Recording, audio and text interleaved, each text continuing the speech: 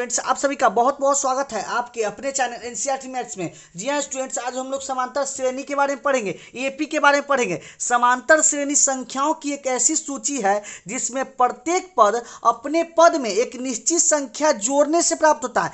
जो एपी में प्रत्येक पद अपने पद में एक निश्चित संख्या जोड़ने से प्राप्त होता है। मान लीजिए एक संख्या 2 दिया हुआ है, अगला पद निश्चित संख्या जोड़ के प्राप्त करना है, तो मान लीजिए इसमें हम 2 जोड़ देते हैं निश्चित संख्या।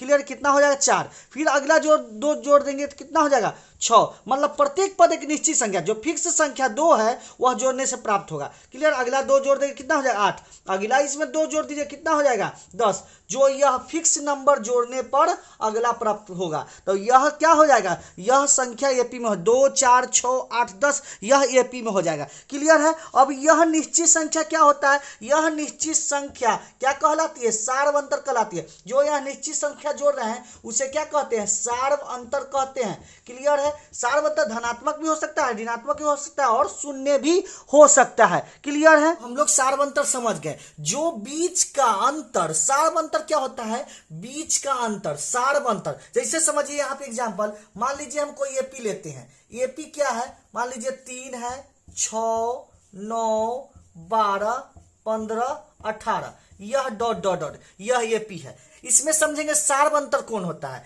जैसे इसको मान लेते हैं हम A1, यह क्या होता है? A2 हो जाएगा, यह क्या हो जाएगा? A3, यह A4 और यह A5, A6। क्लियर है? ऐसा ही डॉट डॉट करते चला जाएगा। तो यहाँ पे कॉमन सार्व अंतर कैसे निकलेगा? सार्व अंतर निकालने का तरीका डी। सार्व अंतर क्या चीज से डिनोट करते हैं? डी से करते हैं। क्लियर है? सार्व अंतर इक्वल टू हो जाएगा A2 minus A1। A2 minus A1, A2 कितना है? 6, A1 कितना है? 3, घट जाएगा तो कितना हो जाएगा? 3। यही सार्व अंतर हो गया। क्लियर? देखिए सब में 3 जुट रहा है।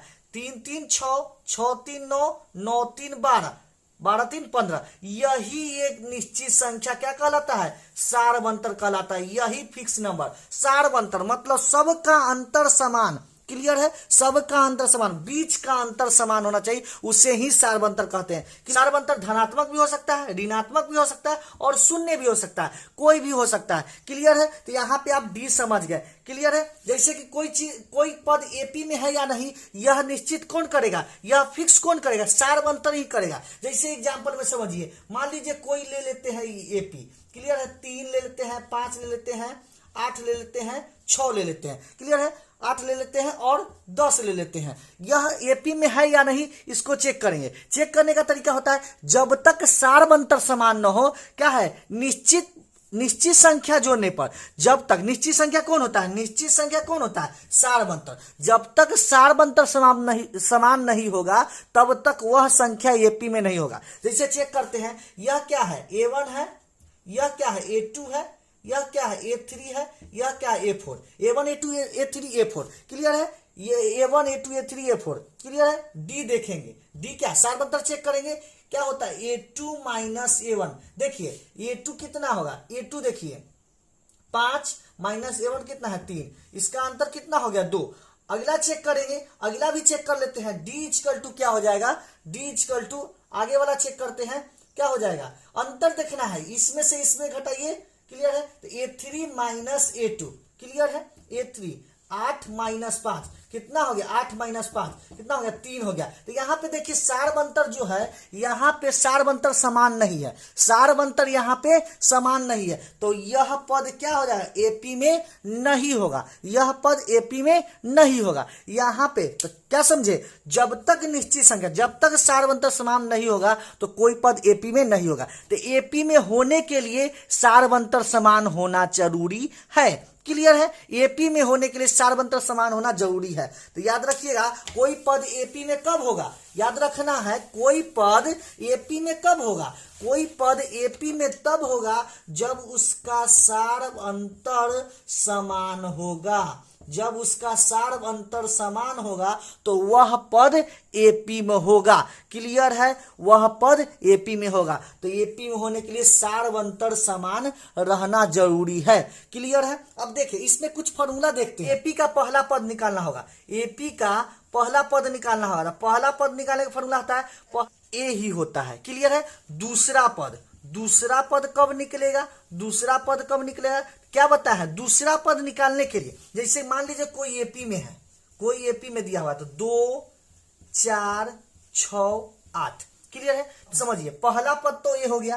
क्लियर है? पहला पद को हम ए कहते हैं। इसमें अगला पद निकला है तो क्या जुटा है, 2 जुटा है। इसमें 2 जुटा है तो अगला पद निकला है। इसमें 2 जुटा है तो अगला पद निकला है। क्लियर है? और यह दो जुटता है, यह क्या कहलाता है, यह क्या कहलाता है, डी कहलाता है, सार्वंतर कहलाता है। यह निश्चित संख्या क्या कहलाता है, सार्वंतर कहलाता है। क्लियर है? तो इसका अगला पद निकालने के लिए, इसमें अगला पद निकालने के लिए इसका दूसरा पद कितना होगा, मतलब ए में अगला पद क्या जुटा, डी जुटा, तो दूसरा पद क्या हो गया, ए प्लस डी हो गया। क्लियर है? तीसरा पद देखते हैं। तीसरा पद क्या है, ए प्लस, देखिए यहां पे क्या है, ए प्लस 1 2 3, तो हम लोग क्या पहुंचे हैं, ए प्लस अगला तीसरा पद हो जाएगा ए प्लस 2d। क्लियर है? क्योंकि देखिए यहां पहुंचने के लिए हमको ए तीसरा पद निकाल रहा है। तीसरा पद देखिए, ई पहला पद ए हो गया, दूसरा पद में पहुंचने के लिए हमको डी जोड़ना पड़ा, तीसरा पद में पहुंचने के लिए हमको एक और डी जोड़ना पड़ा। क्या हो गया, ए प्लस डी डी मिलकर कितना हो गया, 2d हो गया। क्लियर है? उम्मीद करते हैं बात समझ में आया होगा। क्लियर है? ए प्लस 2d तीसरा पद हो गया, ए प्लस 2d। वैसे ही चौथा पद निकालना होगा। तो क्या होगा, ए प्लस 3d।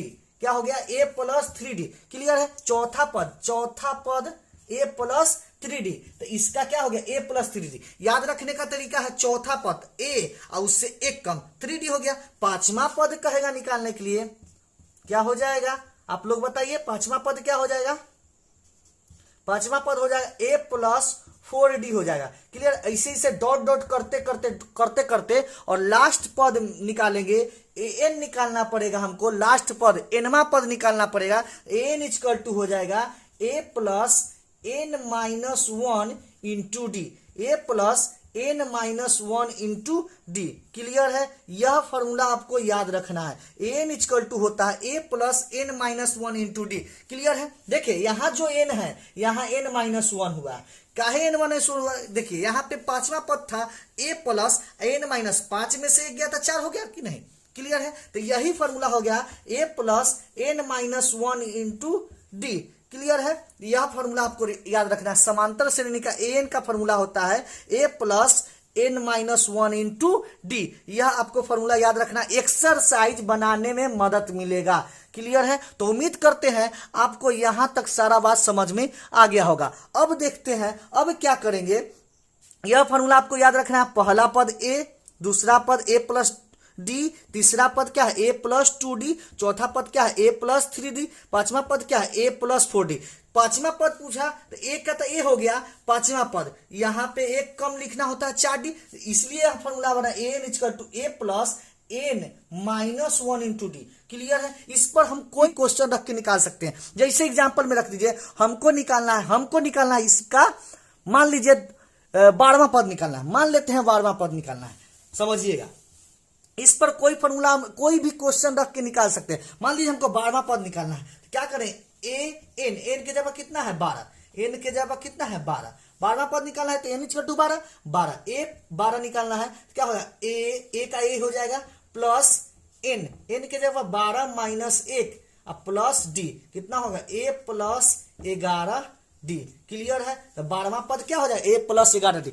इस फॉर्मूला पर रख के, इससे क्या सिद्ध होता है, इस फॉर्मूला पर रख के आप किसी का भी मान निकाल सकते हैं, पहला, दूसरा, तीसरा, चौथा, 10वां, कोई भी क्वेश्चन निकाल सकते हैं। तो यह फॉर्मूला इंपॉर्टेंट है, यह जरूर याद रखिएगा। क्लियर है? अब देखते हैं एक्सरसाइज बनाएंगे। अब एक्सरसाइज बनाएंगे जो कि अभी नहीं, नेक्स्ट वीडियो में, जो कि अब नेक्स्ट वीडियो में। क्लियर है? तो यह वीडियो जो कि नेक्स्ट वीडियो में एक्सरसाइज ही बहुत अच्छे से बनाएंगे। क्लियर है? जो कि नेक्स्ट वीडियो में। अच्छा लगा तो लाइक करें, सब्सक्राइब करें, कमेंट करना ना भूलें। मिलते हैं नेक्स्ट वीडियो में, तब तक के लिए धन्यवाद।